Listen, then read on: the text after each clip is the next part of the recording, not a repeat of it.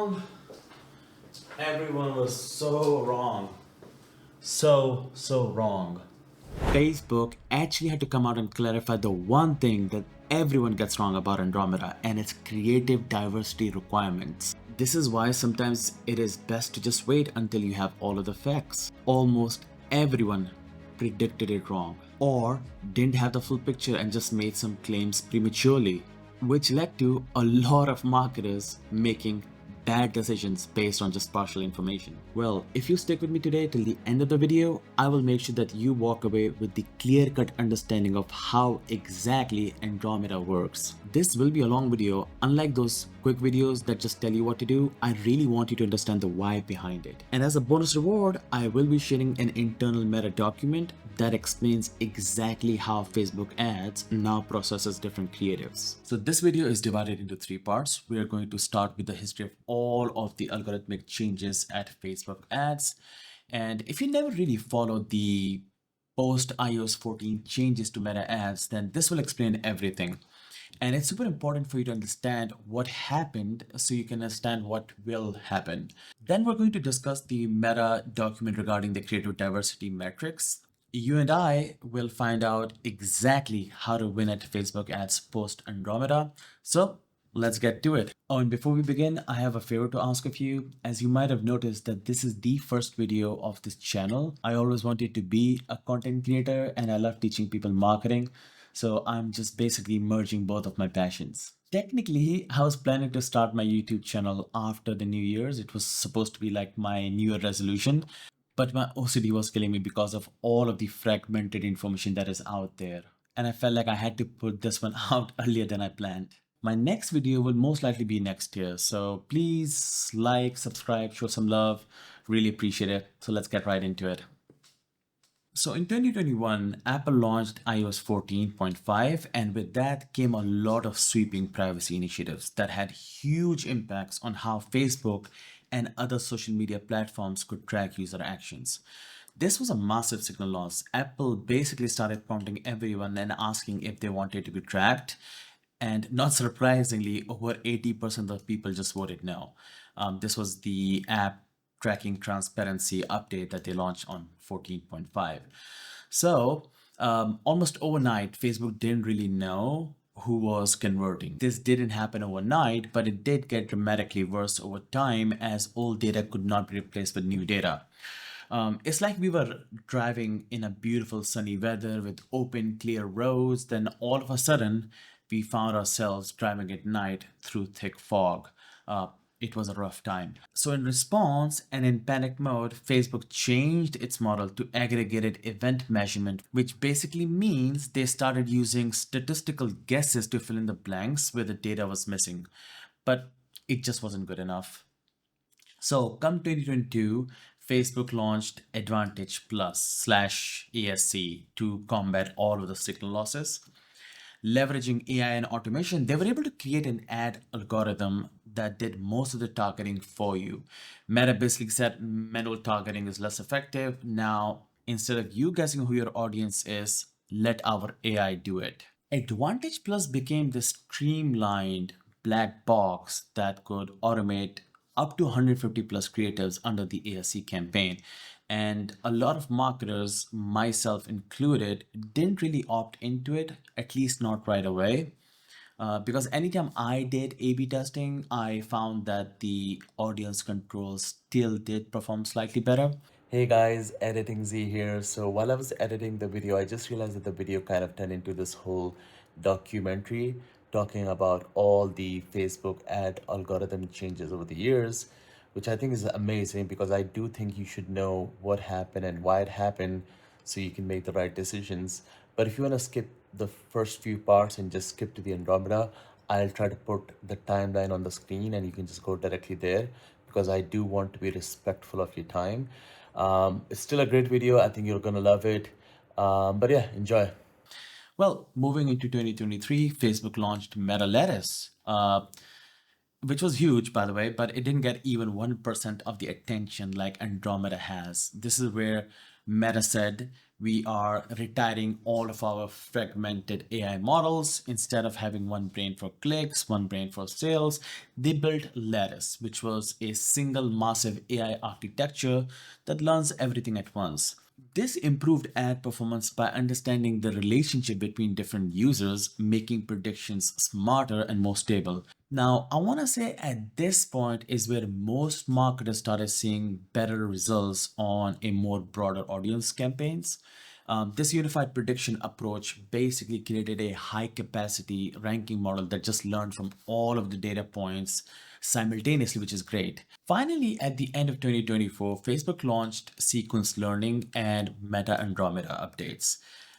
Both of these were launched around a month apart, but in terms of actual impact, they were probably implemented around the same time, which is probably the summer of 2025, especially around July. This is when we saw the big reset happening in many ad accounts. So, what was happening? Well, on the sequential learning front, Meta adopted more time series modeling. This update killed interest growth. Previously, Meta viewed users as a bucket of text, for example. Uh, this person likes golf, this person likes coffee. Sequence learning changed this to view users as a timeline. Ever feel like your phone is listening to you? You say a vague word and suddenly you start seeing ads for it? Yeah, that's most likely the result of the sequential learning updates. They basically shifted to a transformer based model, which is similar to ChatGPT, that reads user actions as a sequence of events. Oh, and fun fact, did you know that the GPT in the ChatGPT stands for generative pre-trained transformers? I know it's a mouthful, but the more you know. Well, after this, they were able to predict intent based on the specific order of action a user took in the last few minutes, not just their general history. Let's say you're in the market for a new phone and you may research for a few days before you eventually buy one. And then you stop searching for new phones because it's a very limited purchase window. This is obviously assuming that you don't follow phone news and technology as one of your core social interests. Going back to it, if it was the old model, by the time it tagged you as an interested person for phones, you had already exited the buying journey. And that was a missed opportunity that was fixed by the sequential learning. Now, with Andromeda, oh boy, yeah, this is where things went wrong for so many people. So stick with me till the end because I've got a treat for you. On the surface, this was supposed to be a hardware advancement update or upgrade. Facebook was investing in this new NVIDIA Grasshopper superchips. It's all fairly technical, but basically it would allow Meta to improve its ad retrieval system. Um, but it's what they decided to do with these chips that made all the difference. They basically introduced a deep retrieval system. And why they did this is because with billions of AI generated ads flooding the system, the old retrieval layer, which would usually filter out about 10 million ads down to its 1,000 potential candidates, was just too slow and inefficient. So Andromeda started using this computer vision to analyze the visual makeup of your image or video ad. It creates what Meta calls a digital fingerprint, assigning an entity ID that completely bypasses the whole legacy creative ID system we used to have. I will explain this more in the Meta internal document section next because it's super interesting and it changes everything. So, but essentially, if the system views your ads as visually the same, it basically groups them together. Even if you duplicate an ad to get a new creative ID, Andromeda sees the same entity ID and treats it as the same old ad. This basically makes your creative diversity not just distinct files, your primary targeting signal. Now, lastly, we have Gem. I don't want to get I don't want to comment too much about this because it is still being rolled out to some degree and being updated constantly. But essentially, Gem sits on top of Andromeda. It does a lot of matching patterns, but it doesn't just do it. It doesn't just match pattern. It also reasons. Instead of just looking at the past data, it creates forecast of what the user wants to do next. It uses the data from the sequence learning to predict what the next logical step in a user's journey and matches it with the meaning of your ad from Andromeda. It's amazing. It just basically forecasts the entire journey, matching the semantic meaning of your ad to the predicted next moment in a user's life. This changes how the ads get ranked. And this is one of the reasons why so many people are now seeing success with one campaign strategy because of the consolidation effect that it provides. Now that you have an understanding of how this works, let's move on to the second part of this video and discuss the Meta internal document, which is now discussing the new metrics surrounding the creator diversity. Oh, and by the way, I have to say, I am surprised so many Facebook marketing content creators out there, but never once in any video I have seen anybody explain the whole entity ID system, which is so important to understand exactly how the creator diversity works. So this is a document, and don't worry, I'll add it to the description so you can access it for your own reference or send it to your marketing guy, or better yet, just send them this video. How does the entity ID impact creator diversification? So entity ID is the single most important concept you need to grasp to survive Meta's new era. It refers to a unique identifier in the Meta's ad system.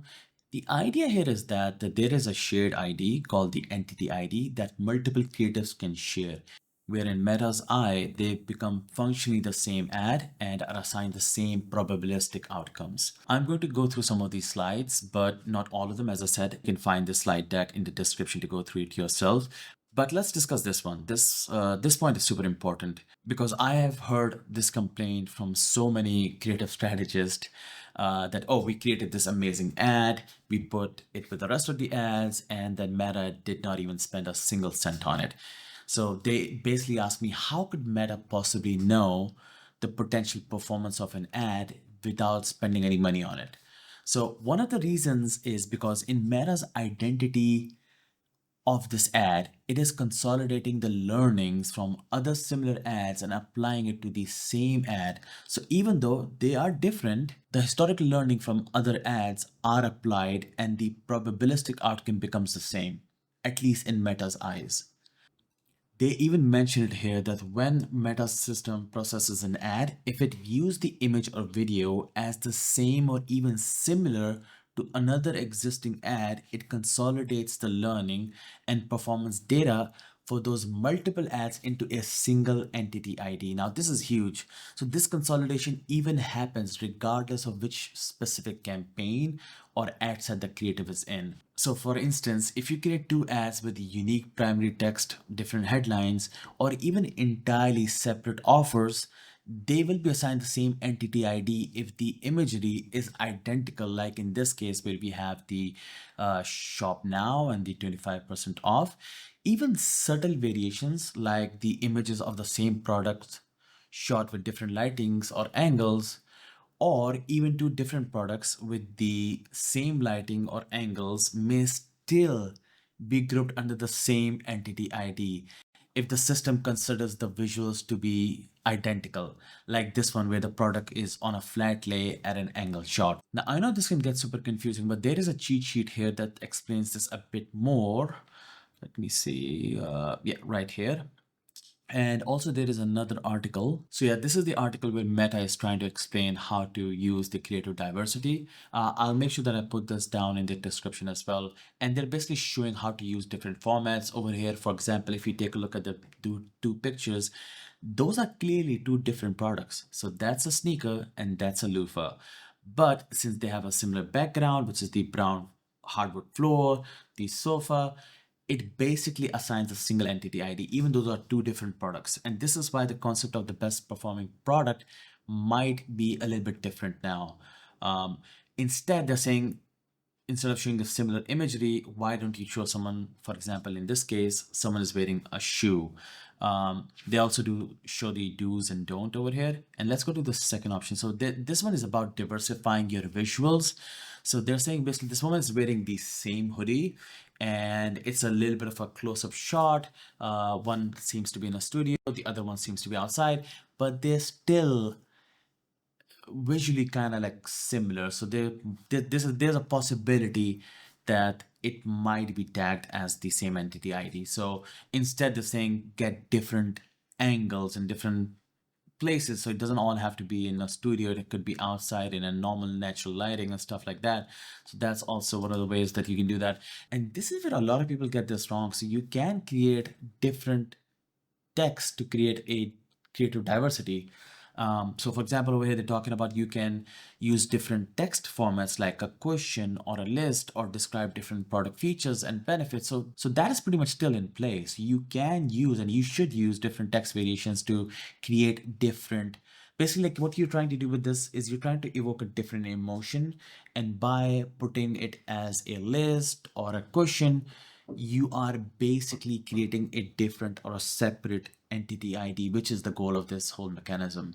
So they say over here too that don't use the same post text for multiple ads or speak to only your core audience. So this is what they're saying. Try to speak to different audiences so you are assigned a separate entity ID and you can open up a different cohort of audience. You have to try out a bunch of different creatives to find the winning combination of ads that are going to perform exactly for your ad account. So now you can understand the sheer amount of creatives that are required in order to win with Andromeda. And this is also primarily the reason that Meta has been pushing so hard on AI creative enhancements, because it's such a low hanging fruit in terms of introducing creative diversity.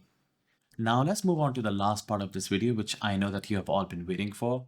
And if you have followed along so far, then great job. You can now use all of the learnings to apply the next steps successfully. So let's talk about how to win with Andromeda. So I've got 6 steps here, and if you implement these 6 steps, you will see instant improvement across the board. And guys, I know this video is kind of long, but I want to get into more details for each of these points. So I promise when I'm back in January, I will make more detailed videos with step-by-step tutorials. So if you want to see that, subscribe and like so we can stay in touch. Thank you. So point number 1, let's start. Creative is the new targeting. So I wanted to start with something that most people think they know, but they don't really understand the depth of the creative diversity or even just the volume that's required to push the numbers high. Most advertisers hear creative diversity and immediately think that they just need more ads. They duplicate an existing winner, change the headline, maybe swap the background color and call it a day. And they think that they have reached volume, which they haven't. That testing philosophy, that changing one small thing at a time, is completely dead. So you must understand that the single concept that determines whether your ad gets a shot at a new audience cohort or simply sinks into the historical mediocrity is the entity ID.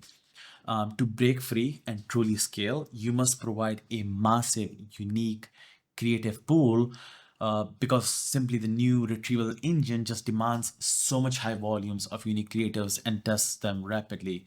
So you're required to feed this sophisticated AI brain designed for exponentially growing creative volumes with what it needs. That means launching 20 to 30 truly unique ads every single month. If you don't provide this variety, algorithm literally has nothing to optimize with anymore.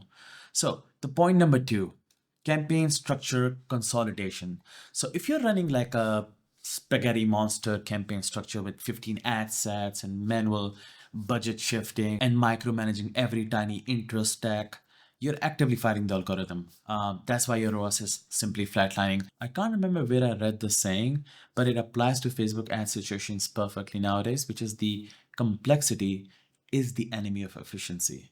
So stop clinging to control. Just trust the system. The system makes far more better decisions now, like handling all of the placements and advanced matching. It just needs a lot less input from you. So the massive shift is towards a consolidated, simple CBO campaign structure with broader audiences. I mean, you can still have a few campaigns. Let's say you can have 3 or 4 campaigns based on each single business objective. For example, it's okay to have a testing ads campaign and then move your best performers to your main CBO campaigns. I know a lot of people still like to do that, even though it's not necessarily required. So I also want to talk to you about the 6 ads per ad set rule. Most people think that they should only have at most 4 to 6 ads per ad set, but that advice is no longer true. In fact, I would say it would probably lead to bad results. So that model is just completely obsolete. It's because the new system is just designed to handle a big pool of creatives, and it just allows Meta to just show the right ad in front of the right person at the right time. So we are regularly running more than 20 ads in an ad set. In fact, because creative diversity is so critical nowadays, you can load 25, sometimes even 50 ads in an ad set and you won't be breaking anything. In fact, I think that would probably benefit you. So you are required to be launching 20 to 30 unique ads every single month just to feed the system what it needs. Okay, so point number three, which is going to be leveraging different formats, AI, and creative enhancements. So this is going to be a short one, but I believe going into 2026, more and more advertisers will just start leveraging all of these built-in tools that we have at our disposal, basically. This includes leveraging AI generated images and backgrounds for the creative variations, using creative enhancements like translated text, adding animations and product tags, and most importantly, actually utilizing every type of ad forms out there.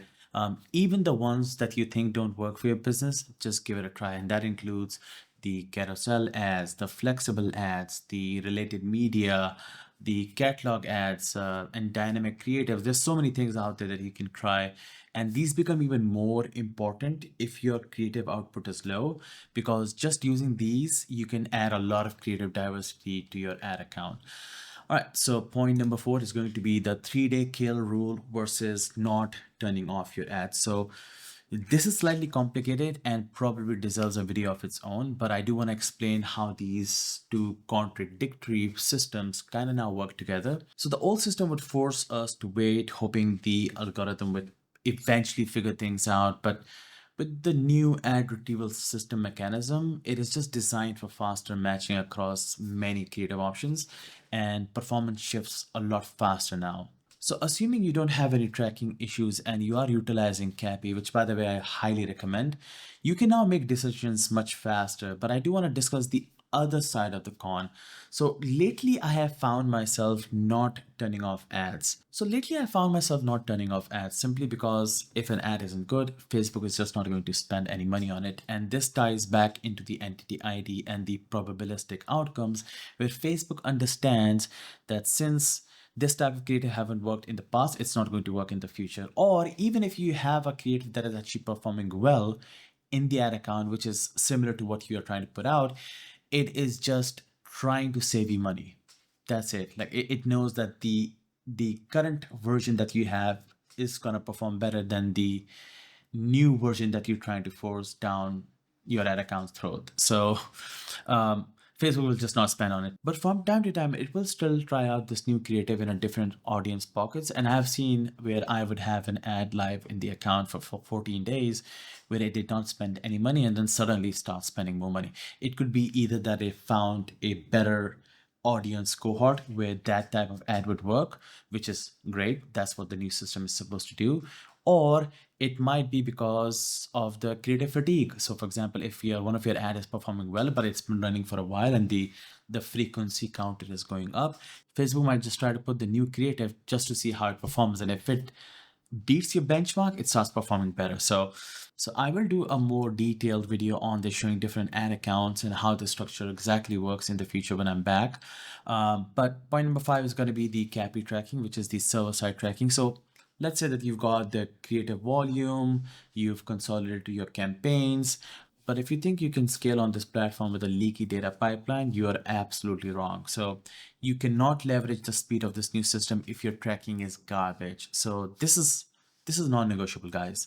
If you're still relying on browser-side data to carry you to the finish line, then you're certainly leaving money on the table. So the two most important things that you can do over here is first, go into your pixel settings and turn on advanced matching. This improves performance because it allows Meta to ensure it knows how to match someone who purchased from you back to a profile. And the second thing that you need to do is you need to set up your conversions API. The two most important things that you need to do over here are first, go into your pixel settings and turn on advanced matching. So this improves performance because it allows Meta to ensure it knows how to match someone who purchased from you back to a profile. And the second thing that you need to do is you need to set up your conversions API gateway and integrate it immediately. So this is the necessary server-side tracking that ensures that you are feeding the system maximum amount of data. And if you don't know how to do this, then leave a comment and maybe I can make a video on it. Or you can even use a third-party service like maybe Tag Hero or something like that. And let's get to the last point. So don't stop variations testing. I have seen a lot of videos where they talk about how now it's all about the creative diversity. So try different ad formats, which by the way, I 100% agree with. That is exactly what I would want you to do as well. But this doesn't mean that you stop iterating entirely. That's a mistake that just kills optimization. And I believe that this is the hidden lever of performance that separates the winners from the average. Your job as an advertiser is to beat your best ad. Here's the reality. When you launch a truly new concept like a review based video or a comparison static image and it hits, let's say it hits, and it generates a high performing entity ID. And let's say that it's a one flat lay product image concept that is crushing it with a 3% conversion rate. That 3% is now your benchmark for that specific creative type. Your job as an elite advertiser isn't just to keep launching new entity IDs, it's to maximize the performance of the winners you already have.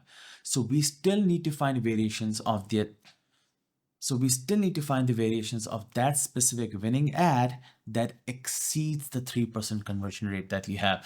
All right, thank you so much for hearing my hot takes regarding all of the updates that are coming to Meta Ads. And if you have made it this far, then I want to say thank you from the bottom of my heart. So please leave a comment, ask me any questions that you have. I would love to answer, and we'll speak next year. So Merry Christmas and Happy New Year.